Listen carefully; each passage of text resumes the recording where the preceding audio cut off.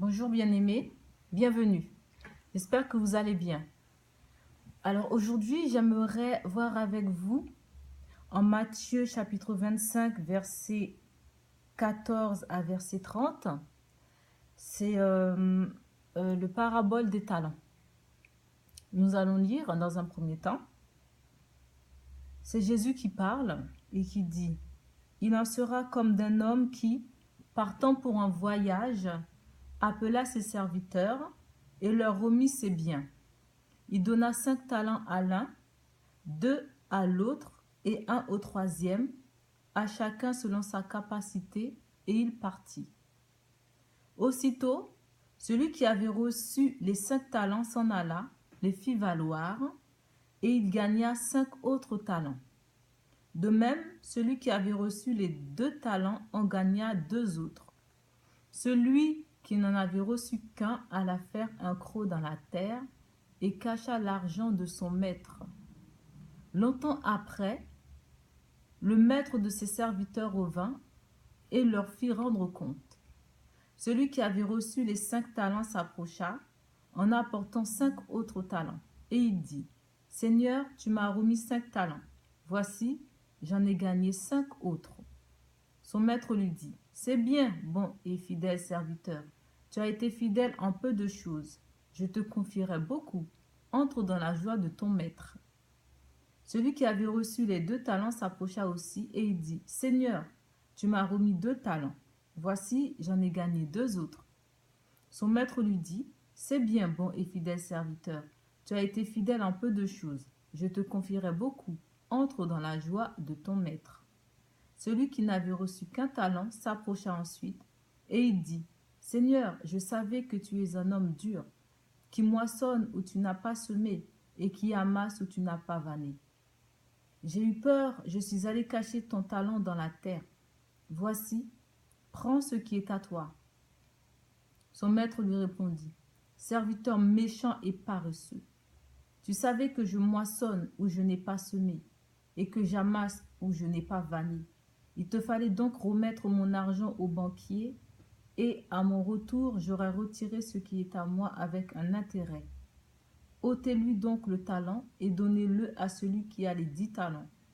Car on donnera à celui qui a, et il sera dans l'abondance. Mais à celui qui n'a pas, on ôtera même ce qu'il a.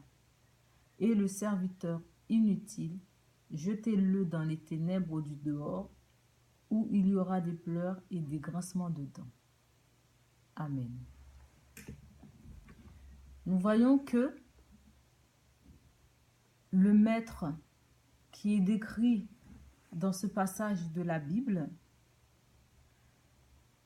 pour moi, c'est le Seigneur. Le Seigneur qui donne à ses serviteurs ces talents-là. Le Seigneur, quand il est venu, avant de remonter vers le Père, il a appelé ses disciples, il leur a dit: Faites de toutes les nations mes disciples, les baptisant au nom du Père et du Saint-Esprit. Et en fait, ce que le Seigneur nous confie, il nous confie les âmes de ceux qui ne le connaissent pas encore. Il nous confie les âmes des incroyants. Parce qu'il veut que nous soyons des pécheurs d'âmes. Ce qu'il met en nous n'est pas pour nous. C'est pour servir de témoignage, pour attirer les autres au Seigneur. Qu'est-ce qu'un don? Un don, c'est une qualité. C'est une faveur que le Seigneur nous fait, qu'il met en nous. Et ce don-là, nous devons le développer. Et je crois qu'en chacun de nous, nous naissons tous avec un don naturel. Dieu nous a déjà donné un don naturel. Mais il y a différence entre le don naturel et le don spirituel. Le don naturel, ce que les gens du monde vont dire, oh, c'est quelque chose d'inné, c'est un talent qui est inné, c'est une capacité qui est innée en nous. Par exemple, quelqu'un qui a le don de la parole facile, le don dans tel ou tel domaine, dans son travail, dans ce qu'il fait, un dessinateur, quelqu'un qui n'a même pas besoin d'apprendre quelque chose, qui sait déjà faire cette chose-là et qui la fait très bien. Ça, c'est un don naturel. Le don spirituel, c'est le don que nous recevons du Seigneur par le biais de son esprit, parce que c'est le Saint-Esprit qui distribue les dons. Et c'est ce don-là, en fait, qui nous fait rendre témoignage de la puissance de Dieu en nous. Et c'est un don que nous ne devons pas garder, comme l'a fait ce serviteur qui n'a reçu qu'un seul talent en plus, qui n'a pas pu faire fructifier. Et nous voyons que en Matthieu verset 15, il est dit, il donna 5 talents à l'un, 2 à l'autre et 1 au troisième, à chacun selon sa capacité. Et il partit. Selon sa capacité. Donc celui qui a reçu 5 talents, le maître savait qu'il était capable de faire fructifier ces 5 talents-là. Idem pour celui qui en a reçu 2. Mais celui qui en a reçu qu'un seul, je pense que le Seigneur savait que lui, bon, je ne l'ai pas encore vu à l'œuvre, je lui donne quand même un talent pour le mettre à l'épreuve, pour l'encourager. Et ça signifie quoi? Qu'est-ce qu'une capacité? Une capacité, selon le dictionnaire, c'est une puissance qu'a quelqu'un dans un certain domaine. Ça peut être la musique ou dans le domaine audiovisuel, de l'informatique, dans un domaine précis. Et le fait que le Seigneur ait donné à chacun selon sa capacité, moi, ça signifie que Dieu nous donne que ce dont nous avons réellement besoin. Et en fonction de nos capacités, en fonction de nos qualités, et que nous sommes assez mûrs pour recevoir tout cela. Et plus nous serons mûrs, plus nous ferons fructifier ce qu'il a mis en nous, plus il nous en donnera encore plus. Parce que plus nous faisons fructifier les dons du Seigneur en nous, plus nous le glorifions. Plus nous élevons le nom du Seigneur. Et nous voyons qu'au verset 16 et 17, celui qui avait reçu les 5 talents et celui qui en avait reçu 2, il est dit, aussitôt, ils firent valoir leurs talents. Ils n'ont pas attendu. Ils ne sont pas dit, oh mais oh, le maître, il est parti en voyage, quand est-ce qu'il va revenir? On va attendre. Hein. On va attendre. S'il revient dans 3 mois, on va attendre 2 mois, 2 mois et demi. Comme ça, on est sûr qu'au moins... Non, non, non. Tout de suite, dès que le maître est parti, ils se sont mis à l'œuvre. Ils ont commencé à œuvrer pour faire plaisir à ce maître-là.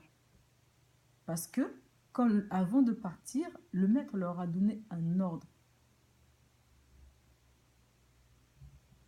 Il ne leur a pas donné les 5 talents pour qu'ils mettent les 5 talents dans leur poche, ou les 2 talents, ou le talent, pour qu'ils gardent leur talent. Sinon, il leur a dit, bon, c'est gratuit, allez-y, faites ce que vous voulez de mes talents. Mais il savait que c'était pour qu'ils puissent leur amener le même talent, mais avec intérêt. Et celui qui en a reçu 5, il en a ramené encore 5 autres. Donc ça, ce sont les intérêts. Donc nous, combien d'âmes amenons-nous au Seigneur? Comment utilisons-nous nos dons? Est-ce que nous les gardons pour nous? Ou est-ce que nous en faisons profiter les autres? Parce que les dons spirituels que nous recevons du Saint-Esprit, c'est pour l'utilité commune, c'est pour l'utilité de tous. Nous ne devons pas garder cela égoïstement en nous. Nous le voyons en 1 Corinthiens, chapitre 12 au verset 7. Il est dit en fait, je veux vous énumérer par rapport à la parole les dons. que l'Esprit distribue.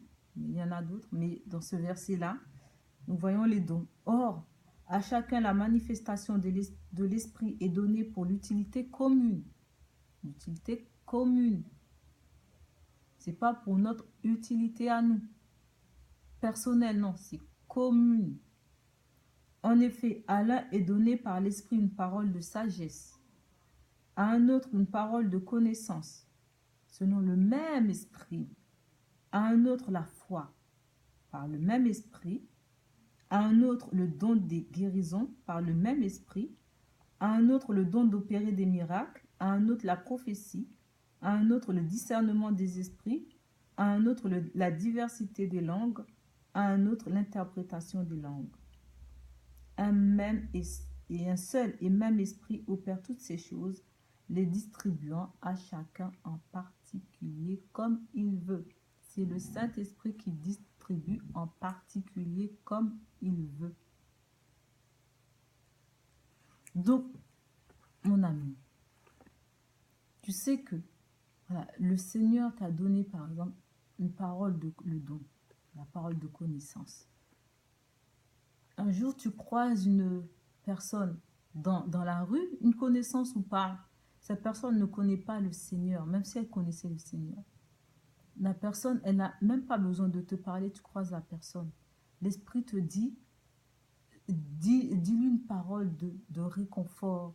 Dis-lui, ne te décourage pas. Dieu voit ta souffrance. Il est là. Il va t'aider. Dieu t'aime. Toi, tu crois cette personne parce que tu ne la connais pas ou bien tu n'es pas sûr. Tu te dis peut-être, ah, mais c'est peut-être mon imagination. Tu ne dis rien. Sauf que ce jour-là, cette personne-là, peut-être que, justement, cette personne-là, elle souffre dans son cœur. Elle attendait peut-être juste un message d'encouragement. Le Dieu t'aime, là. Peut-être aurait pu sauver cette personne qui avait à l'idée de se suicider parce que les dettes se sont accumulées. Elle a perdu son emploi, elle a perdu sa femme, ou bien il a perdu sa femme, son mari, ses enfants. On ne connaît pas la situation. Cette simple parole que Seigneur t'a dit, ne te décourage pas. Je suis là, je vois ta souffrance. Si tu avais obéi, cette personne-là, elle serait encore là aujourd'hui. Ce n'est pas des paroles pour décourager, pour juger ou quoi que ce soit. Non, non, je ne suis pas là pour juger parce que combien de fois moi-même, par manque d'expérience, au début, quand le Saint-Esprit me parlait, je me disais, oh non, mais oh là là, ça c'est moi qui m'imagine des choses, c'est moi qui me fais des films. Jusqu'à ce que le Seigneur m'avait dit, ce qu'il m'avait montré, se sont révélés vrais.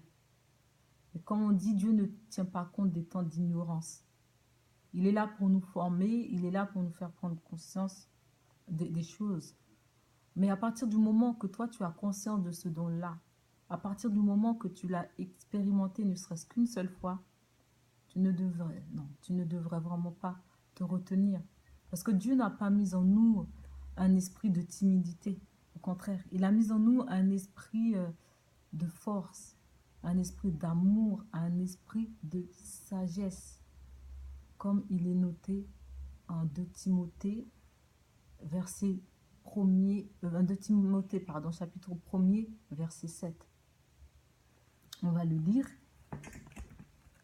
pour dire que la parole de Dieu est profonde. Il ne faut pas nous attarder sur les choses. Ah, mais du quand dira-t-on, qu'est-ce que, etc. Non, non, non. Ne regarde pas à ce que l'homme pense de toi, à ce que chaque personne va penser de toi. Regarde déjà à ce que le Seigneur te demande de faire. La priorité, c'est le Seigneur. Voilà. En 2 Timothée, chapitre 1er, verset 7, il est dit, « Car ce n'est pas un esprit de timidité que Dieu nous a donné, mais un esprit de force, d'amour et de sagesse. » D'amour et de sagesse. Donc si tu sens au fond de toi, il y a quelque chose qui boue,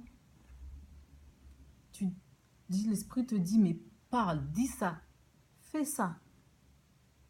Si tu sais que cela ne vient pas de toi, lève-toi, dis, fais. Tu peux te tromper. Ça, avec Dieu, on est à l'école de l'apprentissage. Si nous nous trompons en faisant la volonté de Dieu, Dieu il ne nous en voudra pas. Parce que nous sommes ses enfants. Et lui, il est là, il veut que nous puissions évoluer avec lui. Et quand il voit qu'on fait ce pas de foi, là, qu'on va de l'avant, il est content, il est heureux. Parce qu'il dit à mon enfant, même s'il le fait de manière maladroite, au moins, il est là. Il m'obéit. Dieu est content. Et plus on fait le pas de foi avec lui, c'est comme un enfant quand il commence à marcher, il va tomber plusieurs fois, il va se relever jusqu'à ce qu'il commence à prendre l'équilibre, jusqu'à ce qu'il commence tiens, je vais faire comme ça, je vais tenir sur mes jambes, mes jambes sont fermes. Il commence à dire, si je me mets comme ça, avec plus de fermeté, ben là, voilà, je vais pouvoir marcher un pas, deux pas, trois pas, et hop, je peux courir. C'est pareil dans la foi. Dans la foi, il faut oser. Il faut oser. Et vraiment, souvent, on aspire au don, mais on ne croit pas. On dit, mais est-ce que vraiment, j'ai demandé, oui, mais est-ce que vraiment Dieu m'a donné, est-ce que vraiment j'ai tout ça? Non.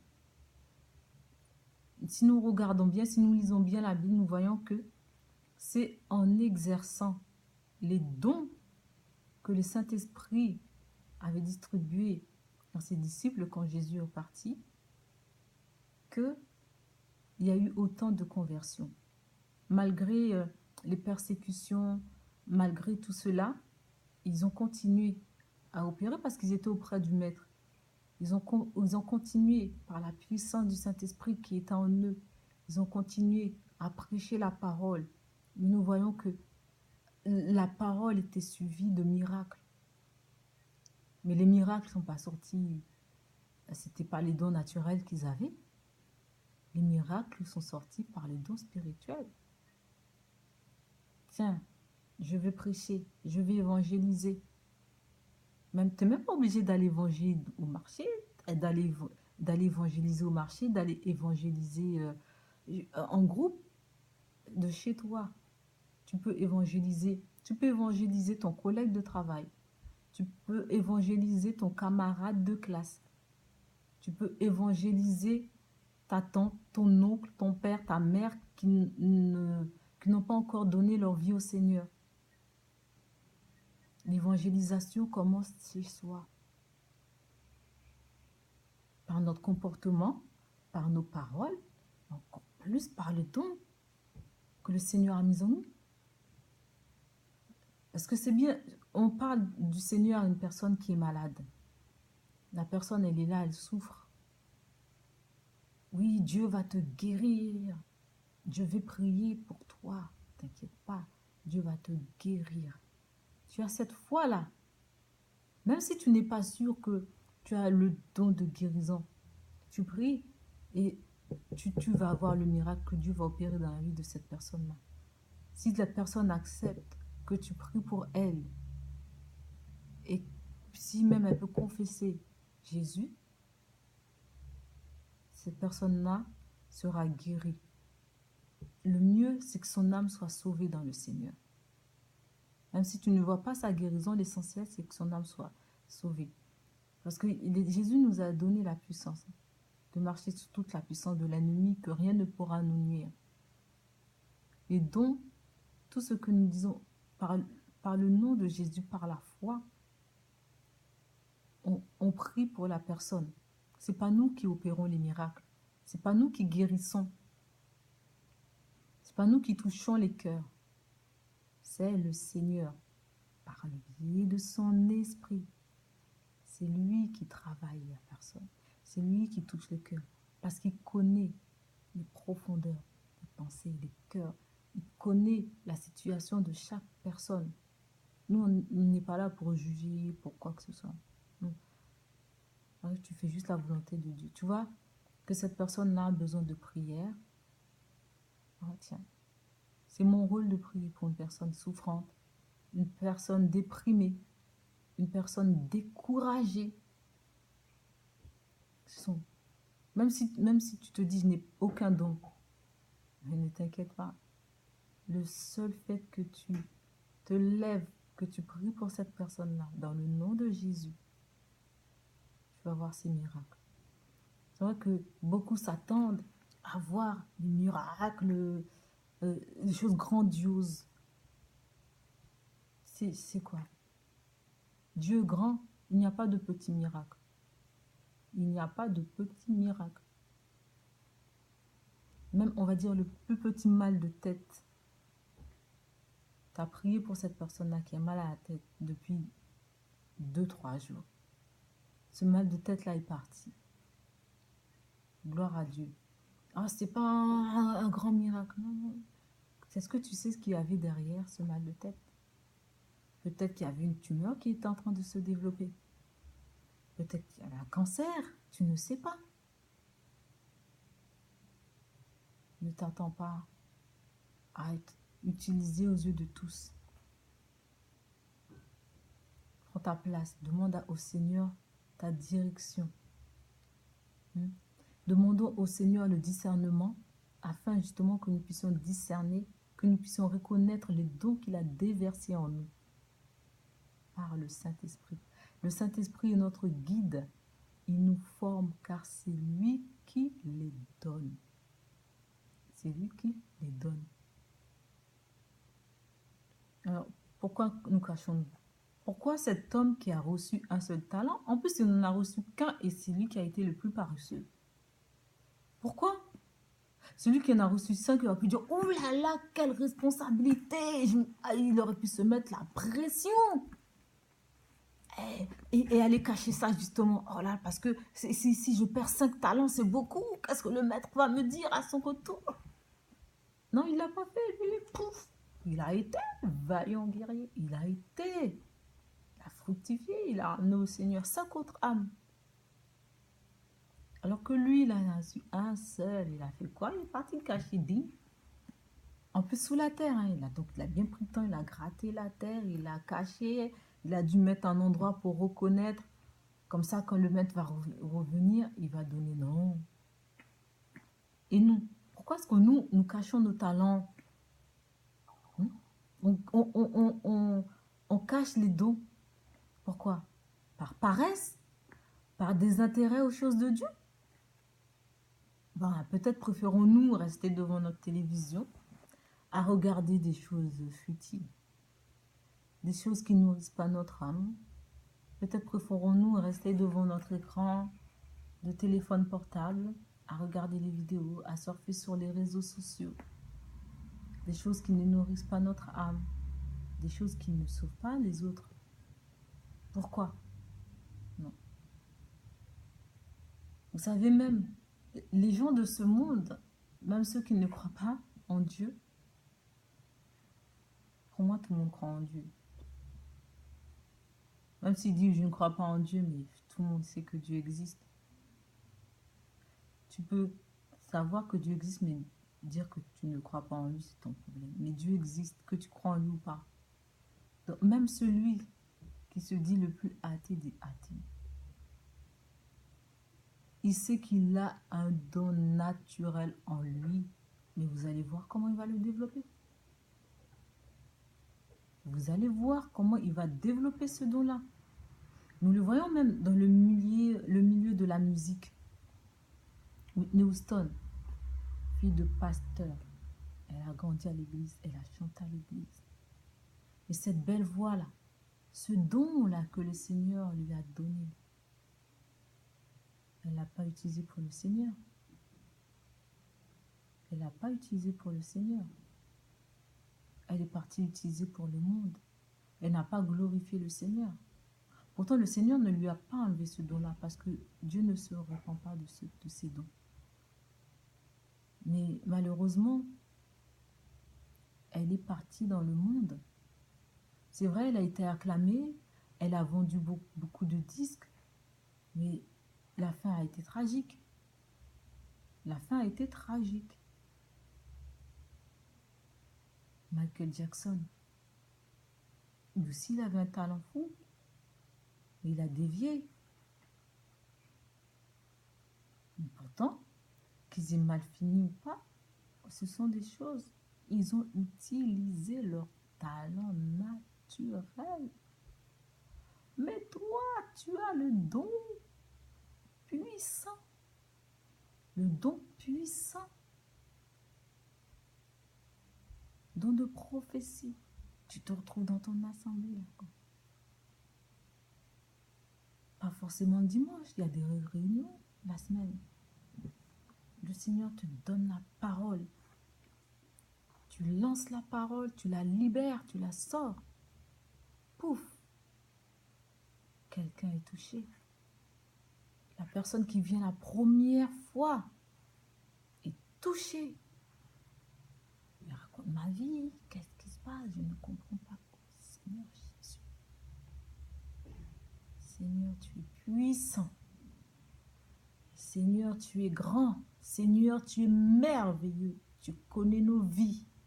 Tu connais chaque situation, Seigneur Jésus. Aucune situation n'est cachée devant toi. Aucune situation n'est voilée devant toi. Tu connais nos vies, Seigneur. Oh mon Dieu. Seigneur, merci pour ce don. Merci pour ta puissance. Oh mon Dieu, ne nous permets pas de mourir avec ce don que tu nous as donné, Seigneur Jésus. Ne nous permets pas, Seigneur, ne permets pas. Aide-nous à lutter contre la chair, à lutter contre la paresse. Oh Seigneur, viens à notre secours. Viens à notre secours. Viens à notre secours. À notre secours. Nous sommes là. Nous t'avons donné nos vies, Seigneur. Mais c'est nous qui imitons ceux du monde. Non. Levons-nous, peuple de Dieu. Asseyons-nous un moment au pied du Seigneur. Écoutons son enseignement. Écoutons sa voix. Nous parler, nous exhorter. Nous dire de sortir de notre état. Il est qu'on se lève. Qu'on se lève pour lui, parce que la moisson est grande, mais il y a peu d'ouvriers. Oh Seigneur Jésus, tes ouvriers sont là. Ouvre les yeux à tes ouvriers. Fais comprendre à tes ouvriers les dons, les capacités, la puissance qui règne en nous. Nous ne nous rendons pas compte que cette puissance, rien dans ce monde ne peut détruire cette puissance. Non, ne laissons pas les autres mourir à côté de nous. Ne laissons pas les autres mourir à côté de nous. Je vais vous faire un court témoignage. J'ai vécu beaucoup de choses avec le Seigneur, mais il y a ce témoignage-là que j'aimerais partager avec vous. En 2007, mon père a été victime d'un AVC. J'avais jamais entendu parler de l'AVC. Et ce jour-là, panique. Alors, le médecin aux urgences nous explique, à mes frères et à moi, que notre père, sur 5 cm, il avait 4 cm et demi de sang qui coulait dans son cerveau. Et qu'il fallait l'opérer de toute urgence. À partir du 94, aller dans Paris. Transféré à l'hôpital. Il nous disait, oh là là, ne vous attendez pas à voir votre père comme il était avant. Il va finir soit en fauteuil roulant, soit comme un vrai légume ou cadavre. Ne vous attendez pas. Et je me rappelle, j'étais la première à aller voir mon père à cet hôpital-là. J'ai vu, mon père ne me reconnaissait pas. Qu'est-ce qui se passe? Et moi, j'avais 2 ans et demi de conversion dans le Seigneur. malgré ce que le médecin me disait, j'étais là, je priais en moi-même. Je prie, je tenais la main. Mon père n'est pas converti, mais il croit dans le Seigneur, donc je continue à prier pour lui. Je tenais la main, je priais pour lui, je chantais à haute voix. Il y avait des malades autour de moi, mais non. L'esprit, la voix de l'esprit me disait fais ci, fais ça. Je priais pour mon père, je chantais avec lui. Il me reconnaissait pas, mais c'était pas grave. Je lui parlais. Et au moment où il fallait le transférer, il était trop tard. Le SAMU nous a dit bon, on l'amène à tel hôpital, si vous voulez plus tard, allez-y, mais vous ne pourrez pas venir. Le lendemain, j'y vais, mes frères, tel hôpital, il n'est pas là. Deuxième hôpital, il n'est pas là. On commence à stresser. On nous dit la vérité, on ne dit pas la vérité. Il est mort, qu'est-ce qui se passe? Sur mon grand frère, j'ai un grand frère aussi qui est baptisé dans le Seigneur depuis plus longtemps que moi. Nous deux, l'autre grand frère non pas encore baptisé. Il a fallu prendre sur nous pour ne pas céder à la panique. Et on arrive à l'hôpital dit, le troisième hôpital, le papa, KO. Je me suis dit non, c'est pas possible. Voir mon père comme ça, à l'intérieur de moi, j'ai failli flancher. Mais je me suis dit non, c'est pas possible. Je ne peux pas pleurer devant lui. Je veux regarder le sourire, je veux lui parler, essayer de lui raviver la mémoire. Il se souvenait que d'une personne. Ma mère, sa femme, notre mère. C'était déjà ça. Et les nouvelles étaient très mauvaises, très mauvaises. C'était soit il finissait en légumes, soit il mourait. Très bien. Chaque fois, je rentrais. Quand les médecins disaient quelque chose de négatif, dans mon cœur, je retournais à la situation. Du nom de Jésus, ce sera le contraire. Je rentrais à la maison, pas le courage de manger, je priais. J'allais à l'église, je priais, je priais. L'église intercédait pour nous. Les amis aussi, dans le Seigneur. Jusqu'à ce qu'un jour, il a encore été transféré dans un autre hôpital. On devait aller le voir, c'était un samedi. Mais la veille, l'Esprit Saint me dit jeûne. Jeûne pour ton père. Donc je me suis levée, je jeûnais toute la journée du samedi. Dans l'après-midi, vers 17h, 18h, on est parti le voir à l'hôpital. Pendant que tout le monde parlait dans la chambre avec lui, à un moment donné, l'Esprit Saint me dit tiens la main de ton père, prie pour lui. Je me lève, je tiens la main de mon papa, je commence à prier pour lui.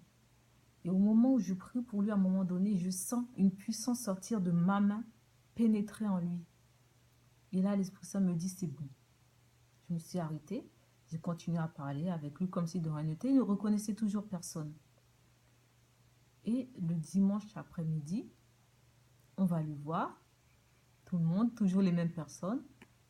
Frère, mère, on va voir. On est dans la chambre. Le papa, quasiment assis, il reconnaissait tout le monde. C'est qui, c'est qui, c'est qui, c'est qui? Il reconnaissait tout le monde. Mais toi, tu es telle personne. Après, il a commencé à dire, oh, j'ai vu des anges hier soir qui sont venus et ils ont commencé à chanter pour moi. Ils ont commencé à danser autour de moi. Après, il commence à dire, mais vous ne les voyez pas, les anges là? Ils sont tout blancs, les petits anges, en train de chanter. Il nous montrait. On disait, non, on ne voit pas. Mais moi, je savais. Après, il a dit, j'ai vu un monsieur dans la nuit qui est venu me visiter, il a touché ma tête. Et il y en a un qui est venu, il y en a le monsieur qui a touché ma tête, il est habillé en blanc, mais c'était Jésus. Il est habillé en blanc, il est habillé en blanc, il m'a dit de faire tel exercice, mes yeux, ma tête.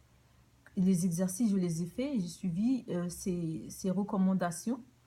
Et à un moment donné, le monsieur s'est assis à une table, et en face de lui, il y avait un autre monsieur habillé en rouge. Et le monsieur en blanc qui m'a demandé de faire des exercices, il avait une sorte de carte verte. Et l'autre monsieur avait une carte rouge. Et le monsieur qui avait la carte rouge disait, lui, si c'est rouge, il ne passera pas. Ça veut dire qu'il mourra. Et le monsieur en blanc a dit, moi j'ai vert, il vivra. Et il y a eu une discussion entre ces deux hommes-là. Et c'est la carte verte qui l'a remporté. C'est-à-dire l'homme qui est venu visiter mon papa. Le Seigneur Jésus-Christ. au jour d'aujourd'hui, mon père est sorti d'hôpital. Même pas un mois après, 3 semaines, je suis partie voir la personne qui l'avait suivi, la spécialiste. Elle dit, écoutez, monsieur, au jour d'aujourd'hui, enfin, de fil en aiguille, de discussion en discussion, elle regarde mon père et dit, écoutez, monsieur, au jour d'aujourd'hui, nous nous sommes penchés sur votre cas. Nous ne savons toujours pas ce qui vous est arrivé. Nous ne connaissons pas la cause de votre guérison. J'ai regardé la dame, je dis, mais écoutez, ne cherchez pas. C'est Dieu qui l'a guéri. Elle m'a regardé avec un petit sourire en coin. Jean-toi, ma petite, c'est bon. Tais-toi. Mais je sais, j'ai témoigné de Dieu. J'ai témoigné. Et mon père, au jour d'aujourd'hui, il raconte ça à tous ses amis. Même ses amis musulmans qui l'ont vu, est étonné. Étonné de ce... Il n'a même pas eu besoin de rééducation, de quoi que ce soit. Il est sorti de l'hôpital debout, en forme. Dieu, obéissons. Pourtant, je peux pas, à l'époque, je ne savais pas que j'avais cette possibilité-là. 2 ans et demi de conversion. Je ne savais pas que j'avais cette possibilité-là en priant. Que le Seigneur puisse m'utiliser pour guérir. Mais le Seigneur l'a fait. Ce n'est pas nous qui faisons. Si je n'avais pas obéi à la voix du Seigneur, il se serait passé quoi? Hein, mes chers amis? Ne gardons pas ce que le Seigneur nous a donné. Ce n'est pas pour nous. Nos dons, il nous les a confiés pour un temps donné. Pour un temps donné. Jusqu'à son retour. Ne marchons pas sur ces dons. Ne cachons pas ces dons. Ne les gâchons pas. Non, ne soyons pas des chrétiens du dimanche qui se contentent de prier seulement quand ils ont des problèmes. Qui crient à Dieu, oh Dieu, tu m'as oublié. Non, qui a oublié Dieu dans l'histoire? Qui a oublié qui? Dieu t'a oublié ou toi, tu as oublié Dieu? Dieu m'a oublié ou j'ai oublié Dieu? Non. Ne gâchons pas nos talents, ne gâchons pas nos dons. Non. Et donc, nous voyons toujours que le Seigneur nous aime. Parce que si le Seigneur ne nous aimait pas, il ne nous mettrait pas les dons. Ou bien, on verra, mais je lui donne les dons là, mais il ne les utilise pas. Hein, je lui enlève. Hein. Je lui donne à quelqu'un d'autre. Non. Parce qu'il espère toujours qu'on aura ce réveil-là, ce sursaut-là pour lui demander de nous aider à utiliser ces dons. Et on voit qu'à la fin, en plus, le serviteur qui avait reçu qu'un seul talent, bien paresseux, comment il s'est justifié, hein? Il a dit, en verset 24, celui qui n'avait reçu qu'un talent s'approcha ensuite et il dit, Seigneur, je savais que tu es un homme dur, qui moissonne où tu n'as pas semé et qui amasse où tu n'as pas vanné. J'ai eu peur et je suis allé cacher ton talent dans la terre. Voici, prends ce qui est à toi. Il se justifie en plus. Il s'attendait à quoi? Que le maître lui dise non, écoute, c'est pas grave, je reprends mon argent, ça a été comme ça. Quand il t'a donné le talent là, il savait, toi tu savais que tu devais le faire fructifier. Pourquoi tu es parti le cacher? Fallait lui dire non.